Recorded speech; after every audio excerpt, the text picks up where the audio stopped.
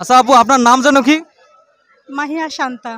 আপুর নামটা অনেক সুন্দর, মাহিয়া শান্তা। ঠিক আছে আপু, আপনি তো বিবাহিত তাই না? হ্যাঁ। আচ্ছা, বিয়ে যদি না হতো তাহলে আপনি কোন বিভাগের ছেলেকে বিয়ে করতেন আর কি? কোনো বিভাগের ছেলেকে না, বিয়ের উপর বিতৃষ্ণা আইসা গেছে ভাই। আগে যদি বুঝতাম বিয়ের মধ্যে যাইতাম না, একাই ভালো থাকতাম। তাহলে কোথাও কি বিয়ে করতেন না আপনি? না না, কোথাও বিয়ে করতাম না। আচ্ছা ঠিক আছে, যে মেয়েগুলো আছে বর্তমান রিলেশনে আছে তাদের উদ্দেশ্যে কিছু বলে যান। যারা রিলেশনে আছে আমি তাদেরকে বলবো, রিলেশন জিনিসটা খুবই খারাপ। এটাতে গেলে আসলে ভালো থেকে খারাপটা বেশি হয়। অতএব রিলেশনে না, যে কেউ যদি বিয়ে করতে চাও, মানে আমি তো করে ফেলছি, এখন আর কিছু করার নেই।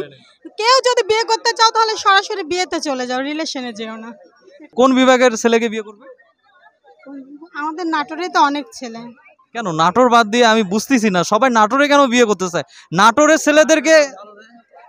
ছেলেদের কি পাইছে মানুষ? নাটোরে থেকে খেয়ে অন্যরকম একটা শান্তি। যারা নাটোরে থাকছে বা যারা নাটোরে আসছে তারাই শুধু নাটোরের মর্মটা বুঝবে। এই জন্য আমি মেয়েদেরকে বলবো, বিয়ে করতে চাইলে নাটোরের ছেলেকেই বিয়ে করো। এখন আমরা কি করবো? আমরা যে বাকি বিভাগে যে ছেলেগুলো আছি তারা কি করবে? তাদের বিভাগে কি মেয়ে শর্ট পড়েছে?